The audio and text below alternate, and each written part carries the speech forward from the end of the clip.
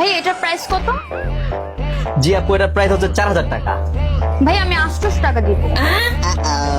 500 টাকা কম দিয়ে। না ভাই 800 হইলে আমাকে দেন। আচ্ছা বরাবর 3000 টাকা দিয়ে।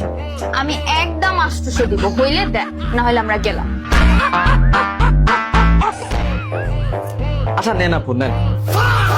হ্যাঁ সুন্দর করে প্যাক করে দেন। ওকে। আচ্ছা আমরা বিলটা দিই। ভাইয়া প্যান আমার এটা পছন্দ হয়েছে, এটা লাস্ট কত রাখতে পারবেন আমাকে বলেন। একদম 3000। একদম 800।